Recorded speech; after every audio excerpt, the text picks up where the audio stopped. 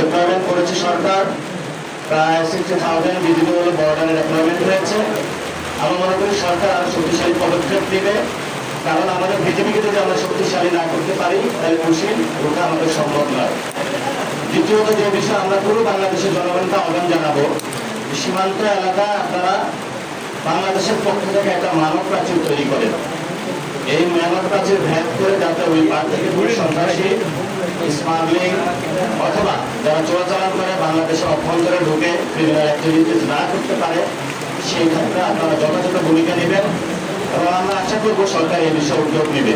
তবে আমি যেটা দেখে এসেছি, সরকারের ভূমিকা সীমান্তে খুবই অপ্রতুল এবং সরকার সীমান্তে নজরদারির ক্ষেত্রে খুবই স্বল্প ভূমিকা পালন করছে এবং এই ক্ষেত্রে 3 জন মন্ত্রী বক্তব্য দিয়েছেন।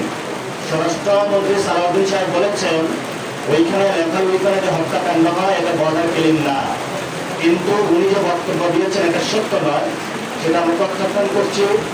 দ্বিতীয়ত সাভাওয়ায় উনি একজন প্রতিমন্ত্রী, উনি যে বক্তব্য দিয়েছেন যে সেই তাদেরকে 12টা চিঠি দেওয়া হয়েছে, তারা রেসপন্স করে নেয়। আমরা মনে করবো যে রেসপন্স যদি না করে তাহলে পররাষ্ট্রনীতির ক্ষেত্রে আরেকটু উন্নত জানো থেকে সঠিক পররাষ্ট্রনীতি নেওয়া, উদ্যোগ নেওয়া সরকারকে প্রয়োজন। ওই একটা চিঠিতে সাথে সাথে শেখ হাসিনাকে একটু ফেরত চাওয়া প্রয়োজন। লাস্ট দিনে ডক্টর জাহেদ একটি বক্তব্য দিয়েছেন, সেখানে উনি বলেছেন সীমান্ত হত্যা ভারতের আভ্যন্তরীণ বিষয়।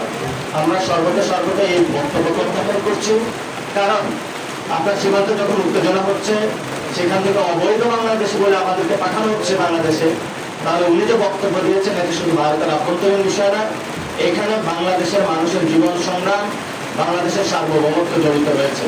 আমরা সরকারকে বলবো দ্রুত উদ্যোগ নেওয়ার জন্য এবং 32টা জেলায় ইনশাআল্লাহ একযোগে পুরো বাংলাদেশের সীমান্তে আমরা প্রতিবাদ সমাবেশ করবো, মানব প্রাচীর তৈরি করবো।